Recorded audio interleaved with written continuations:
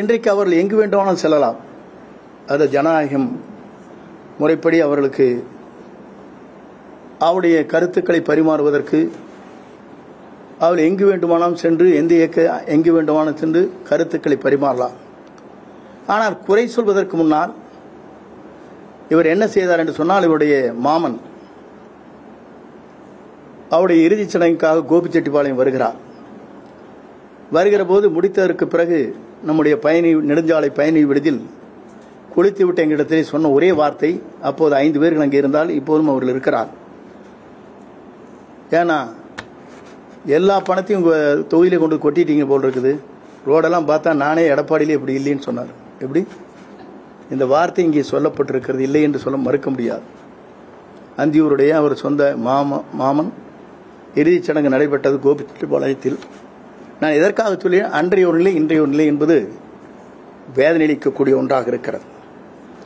அது மட்டுமல்ல, நாடாளுமன்ற தேர்தலில் நீங்கள் பார்த்திருக்கக்கூடும், எந்த நமக்காக உதவி செய்தார்களோ, எந்த காலகட்டத்தில் நமக்காக வழிவகை செய்தார்களோ அவரெல்லாம் மறந்து அவர்களுக்கு நிற்பதற்கு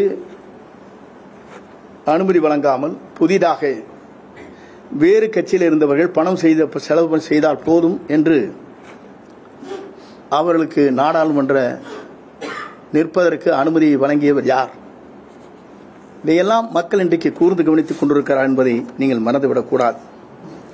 நான் எதற்காக இதை சொல்கிறேன் சொன்னால், முதலே இவர் முதலமைச்சர் ஆவதற்கு வழிவகை செய்தவர் அன்றைய பொதுச் செயலாளர் சின்னம்மா சசிகலா அவர்கள். அவரை பற்றி கொச்சையாக பேசினார். நாங்கள்லாம் அவரிடத்தில் சொன்னோம், அரசியல் நாகரிகம் என்பது நம்மை வளர்த்தவர்களே வளர்த்த கடா மார்பிலே மாய்வதைப் போல பேசக்கூடாது என்று சொல்லியிருக்கிறேன். அது மட்டுமல்ல, அடுத்ததாக 18 பேர்கள் நமக்கு தேவைப்பட்டது. டிடிவியுடைய அந்த 18 சட்டமன்ற உறுப்பினர் நமக்கு உறுதுணையாக இருந்த காரணத்தின் அடிப்படையிலே தான் 122 பேர்கள் இன்று சட்டமன்ற பேரவையினுடைய தலைவர் முன்னால் ஒருமனதாக இவரை கொண்டு வருவதற்கு முயற்சிகள் மேற்கொண்டு அந்த பணிகள் நிறைவேற்றப்பட்டது. அதற்கு பிறகு டிடிவியுடைய 18 பேர்களையும் கழகத்திலிருந்து சட்டமன்ற உறுப்பினர் பதவியிலிருந்து நீக்கப்பட்டார்கள்.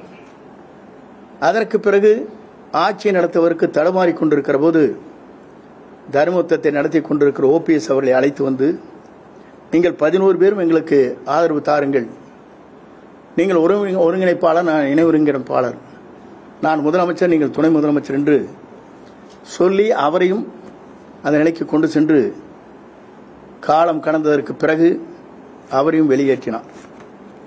அதற்கு பிறகு நம்மை இன்றைக்கு அந்த அளவிற்கு 4 ஆண்டு காலம் ஆட்சி கட்டிலே அமர வைத்து நம்மை பாதுகாத்த பாரதிய ஜனதா கட்சிக்கு 2024 இந்தியாவே என்ன செய்ய போகிறது என்று தத்தளித்துக் கொண்டிருக்கிற நேரத்திலே தான் பாரத பிரதமர் நரேந்திர மோடி அவர்களை கொண்டு வர வேண்டும் என்ற நேரத்தில் அன்றைக்கு வாபஸ் பெற்றது மட்டுமல்ல, நான் இனிமேல் பாரதிய ஜனதா கட்சியோடு கூட்டணி இல்லை, இன்றும் இல்லை, 2016 இல்லை, 19 இல்லை, 2026 இல்லை, 29 31 இல்லை என்று சொன்னார்.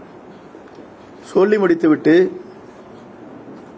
எந்த இயக்கம் இன்றைக்கு தமிழகத்திலே தடை செய்யப்பட்டிருக்கிற அந்த இயக்கத்திற்கு சென்று மதிலை தொப்பியை போட்டுக்கொண்டு உரையாற்றினார்.